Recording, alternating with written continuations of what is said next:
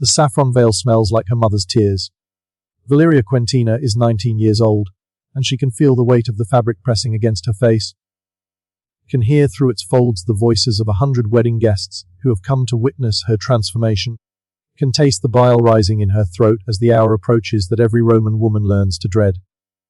She was until this morning a daughter of the gens Valeria, protected by her father's authority, surrounded by the household where she had spent her entire life, permitted the small freedoms that unmarried Roman women enjoyed. Now she stands in the atrium of her father's house. Dressed in the tunica recta she woo with her own hands, her hair arranged in the 6 braids of a Roman bride, her waist bound with the knot of Hercules that only her husband will be permitted to untie, and she is counting the hours until sunset. Sunset is when the procession begins. Sunset is when they will take her from everything she has ever known. Sunset is when she will be delivered to Gasquilius Capio, the man she met for the first time 3 weeks ago, the man who is 41 years old, the man who has already buried one wife, and who looked at her during their single meeting with an expression that made her want to disappear. Her mother stands beside her, adjusting the veil, murmuring words that sound like comfort but feel like warning. It will be over by morning. Her mother says, "You must be still. You must not resist. Whatever happens, you must endure it." What will happen? Her mother's hands pause on the fabric. When she speaks again, her voice carries the weight of experience, the weight of her own wedding night, decades ago, and every night that followed. You will learn tonight. All brides learn. The important thing is to survive it. And if I do not survive it, the question hangs in the air like smoke. Valeria has heard the whispers. Fragments of conversation that stopped when she entered rooms. Illusions that the older women traded when they thought no one was listening. She knows that some brides do not survive their wedding nights. She knows that something happens in the bedchamber that can break a woman, damage her, end her. She does not know exactly what. Her mother does not answer the question. Instead, she steps back, examines her daughter one final time, and says the words that Roman mothers have said to Roman daughters for generations. "You look beautiful. Your husband is fortunate." It is not comfort. It was never meant to be. Outside in the courtyard, the wedding feast is reaching its crescendo. The sun is touching the horizon, and Valeria has perhaps 3 hours left as the person she has always been. I am going to tell you how she spent those hours. I am going to tell you what happened when they ended. And I am going to tell you the truth about the Roman wedding night, the truth that Rome tried very hard to make the world forget. What you are about to learn has been systematically obscured for 2,000 years. We know about Roman weddings. The museums display the artifacts. The textbooks describe the ceremonies. The documentaries show reconstructions of the processions, the rituals, the celebrations that mark the transition of a woman from one household to another. But they do not show what happened after the ceremonies ended. They do not describe what awaited brides in the bedchamber. They do not explain why Roman women spoke of their wedding nights in whispers, why mothers wept when their daughters married, why the most common prayer offered at Roman weddings was simply that the bride would survive. Tonight you will learn what the ceremonies concealed. You will learn about the ritual, that every Roman bride faced the ritual that was so central to Roman marriage, and so disturbing to Roman sensibilities, that even the Romans themselves preferred not to discuss it directly. You will learn why this night was the night Roman brides feared most. Subscribe now, because this story is going to take you places that the history books deliberately avoid. Comment below telling me where you are watching from, and settle in, because Valeria's wedding day is about to reach the hour she has been dreading, and I am going to tell you exactly what that hour contained. But first, I need to warn you about something. This video is going to challenge what you think you know about Roman civilization. It is going to show you a side of Rome that does not appear in the tourist brochures or the Hollywood epics. It is going to make you understand why certain aspects of Roman marriage were never discussed openly, never depicted in art, never described in the literature that has survived. Some things were too important to ignore and too terrible to remember. The Roman wedding night was one of them. Let us begin with what Valeria knew and what she did not know. As the sun began to set on her wedding day, 3 hours before sunset, Valeria had retreated to a small room off the main atrium, a storage space, private enough for the conversation she needed to have. Her aunt Cornelia had followed her there, understanding without being told what her niece required. Cornelia was 43 years old. She had been married at 19, widowed at 26, and had refused every offer of remarriage in the 17 years since. When people asked why she remained unmarried, She gave various reasons her children needed attention. No suitable match had been found. She was devoted to religious duties.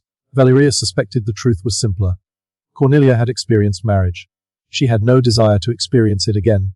You want to know what happens tonight? Cornelia said it was not a question. Mother will not tell me. The slaves go silent when I ask. Everyone speaks around the subject, but never about it. Valeria's voice was steady, but her hands were trembling. I need to know what I am facing.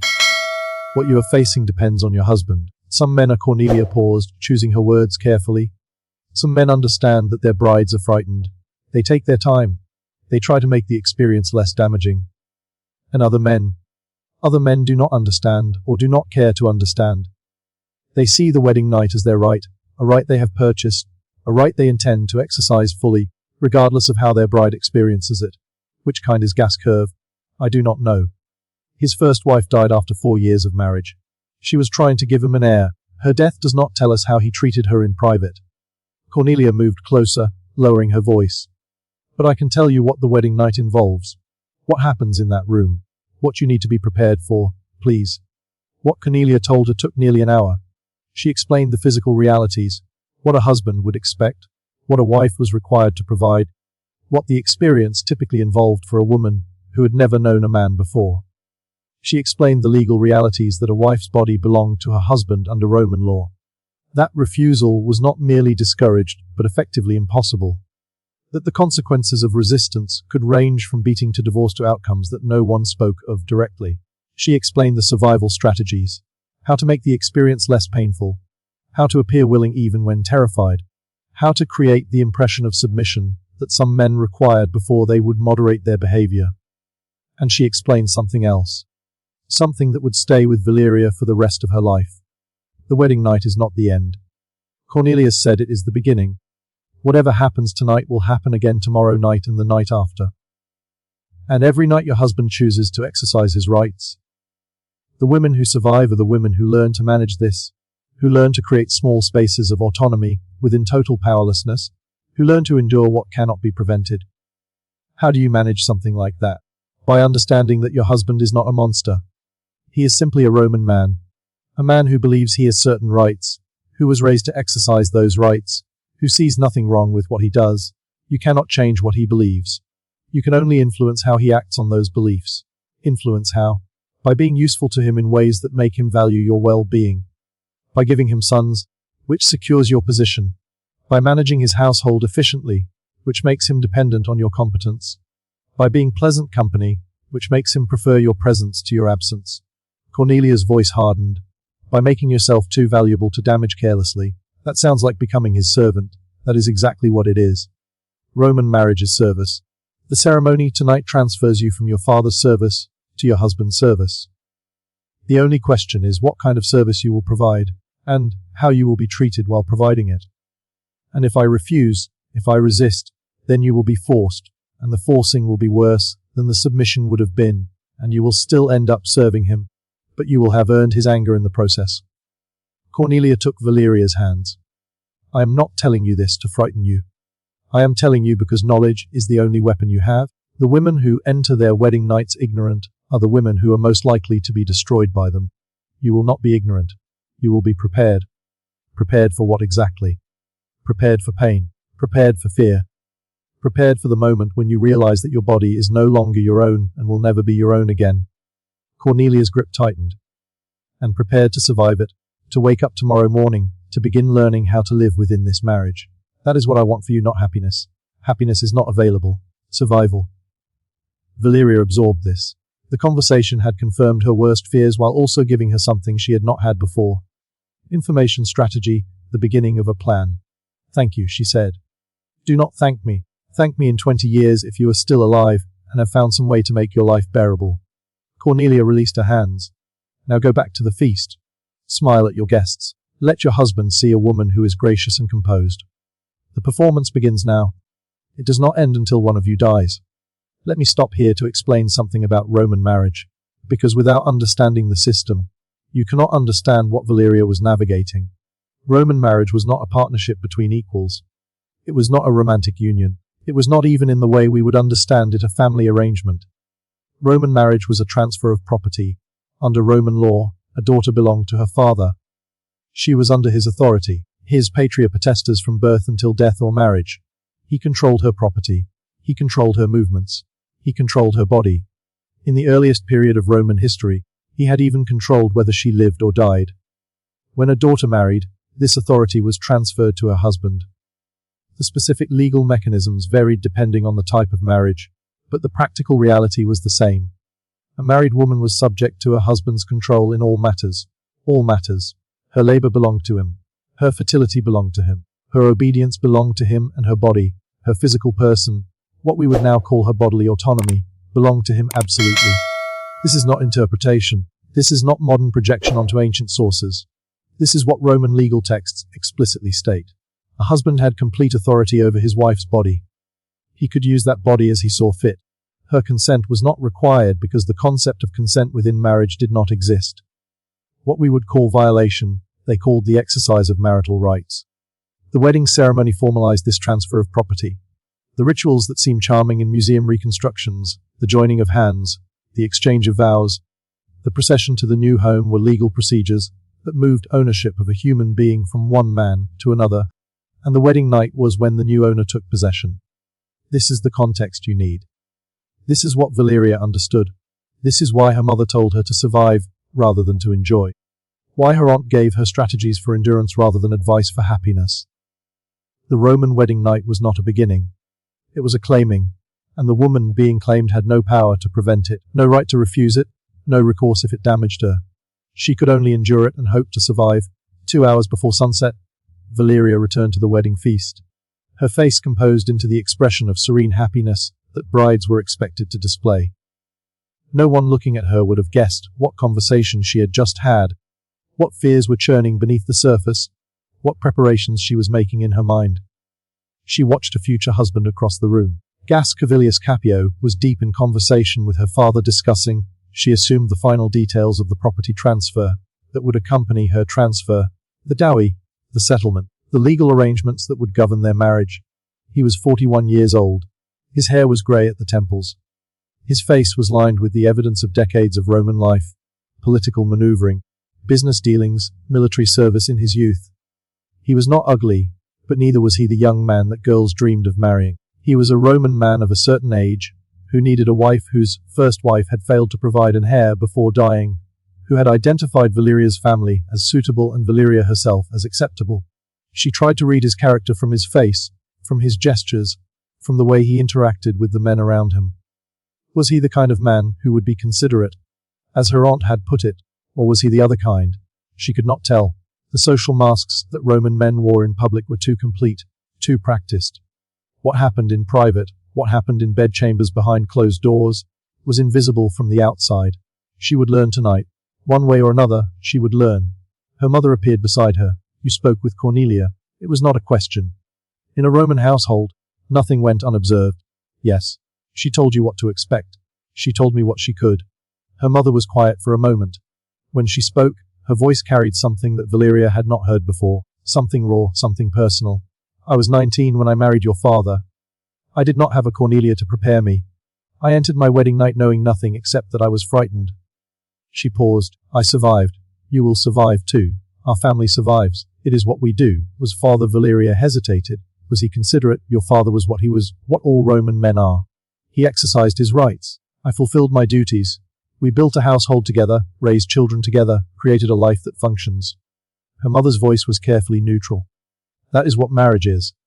What you are hoping for, whatever fantasy of gentleness or romance you might be harboring, let it go now. It will only make tonight harder. I am not hoping for anything. I am trying to prepare. Good. Preparation is all you have? Her mother touched her face. A brief gesture, almost tender. I will be at the threshold of your new home. The ritual requires me to be there when they carry you inside. But after that, after the door closes, you will be alone. Whatever happens in that room, no one will help you. No one can help you. Do you understand? I understand. Then you are as ready as you can be. The rest is up to your husband and whatever gods are watching. She moved away, returning to her duties as hostess. Valeria watched her go, seeing her mother differently than she had before. Not just as mother, but as a woman who had experienced what Valeria was about to experience, who had survived it, who had built a life around the consequences. Every married woman Valeria knew had this history. Every one of them had faced a wedding night. Every one of them carried whatever had happened behind their composed Roman faces. The silence around the subject was not mystery. It was collective trauma buried so deep that speaking of it was nearly impossible. Tonight, Valeria would join them 1 hour before sunset. The preparations for the procession were beginning. Slaves moved through the house, lighting torches that would illuminate the walk from her father's house to her husband's. Musicians were gathering their instruments. The guests who would accompany the procession were finishing their wine, preparing for the entertainment that the public portion of the ceremony would provide. Valeria was taken to a small chamber where the final preparations would be completed. The praenuba, the matron of honor, a married woman whose own wedding had been successful enough to make her presence auspicious, helped Valeria with the final elements of her costume. The flame-cold veil was adjusted. The wreath of flowers was secured. The knot at her waist was checked to ensure it was tied correctly. "You know what this knot represents," the praenuba said. "Only my husband may untee it. Only your husband may untee it tonight. But after tonight the knot becomes a symbol, a reminder that you are his and he is." She stopped reconsidering that you belong to him, that your body is his to access as he chooses. A reminder worn every day until you give him sons and your position is secure. Then the reminders become less necessary.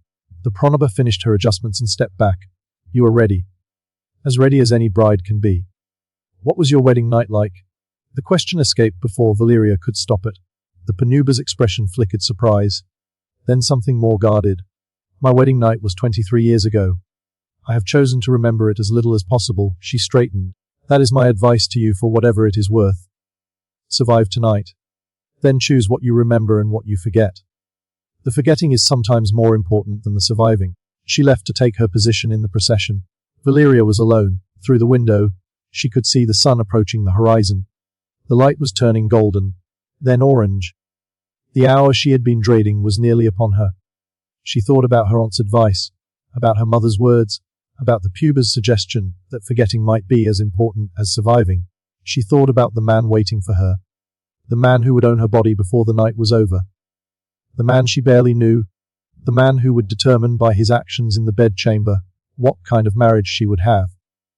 She thought about the women who had faced this before her, the generations of Roman brides who had stood where she was standing, felt what she was feeling, feared what she was fearing. Some of them had survived. Some of them had not.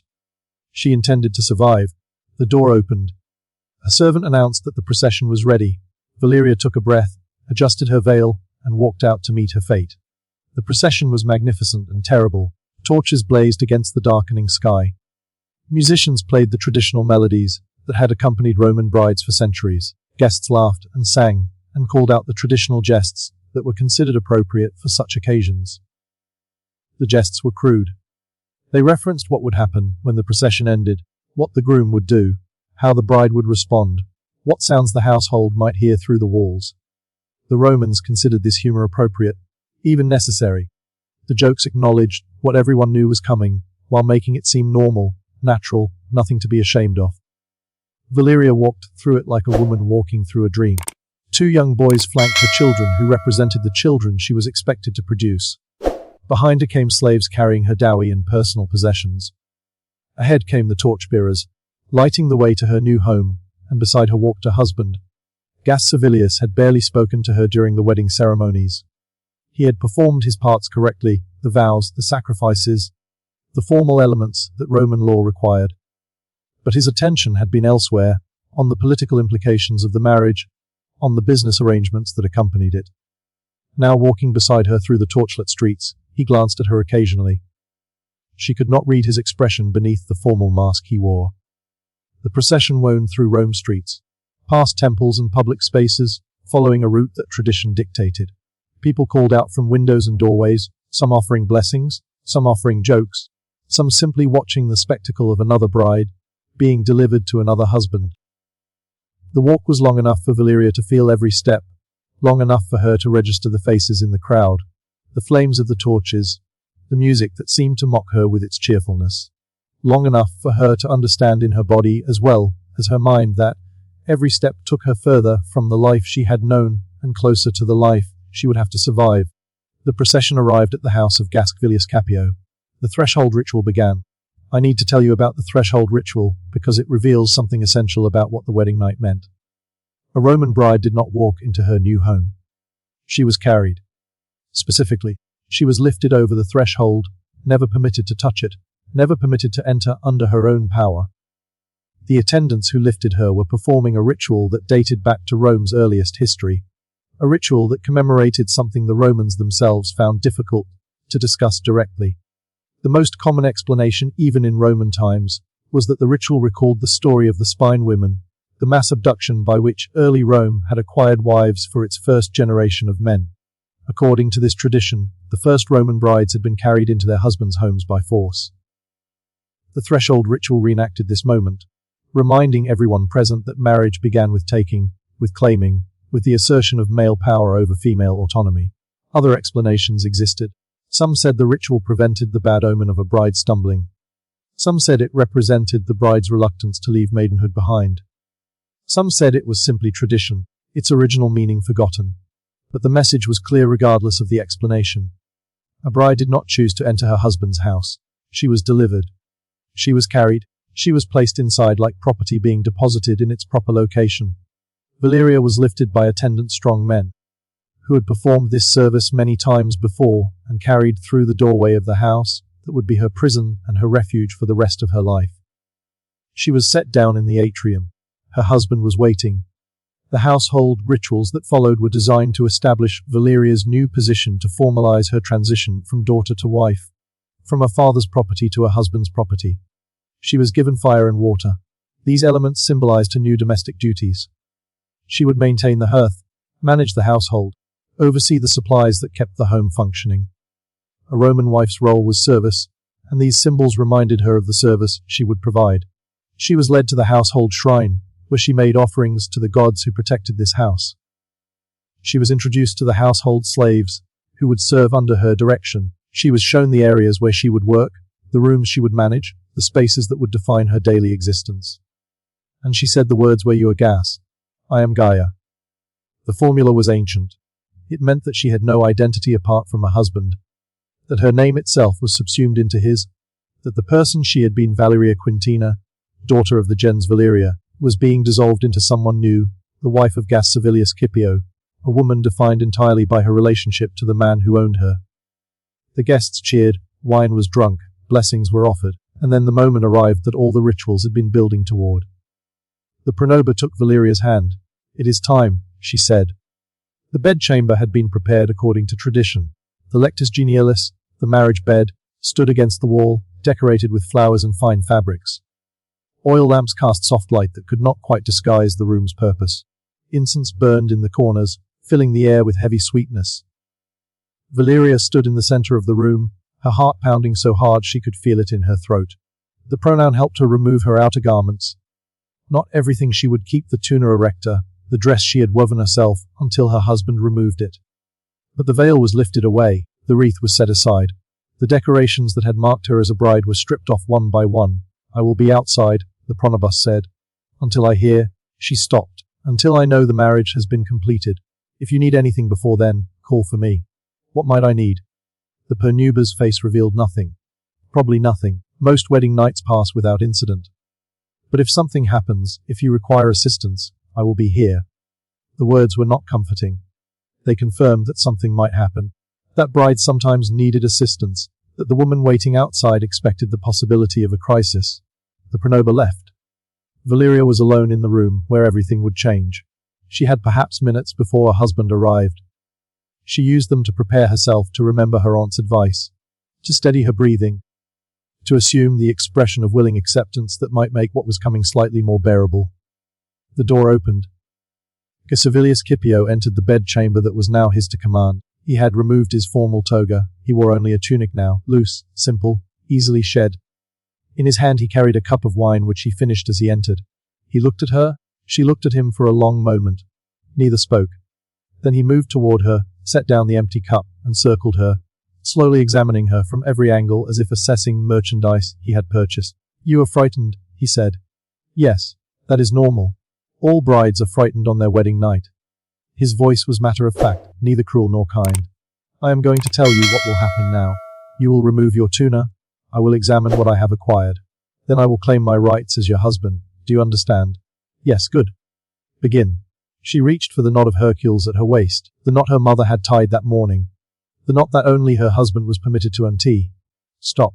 He moved closer. I will do that. His hands replaced hers. He worked the knot slowly, taking his time, savoring the moment. It came undone in seconds. The tunica loosened. He pushed it from her shoulders. It fell to the floor. She was exposed before him. He circled her again, his eyes moving over her body with the attention of an inspector reviewing inventory. His hands touched her occasionally, her shoulder, her hip, her back, clinical touches that assessed rather than caressed. You are acceptable, he said finally, healthy, well-formed, suitable for bearing children. He gestured toward the bed. Lie down. She walked to the bed. She lay down.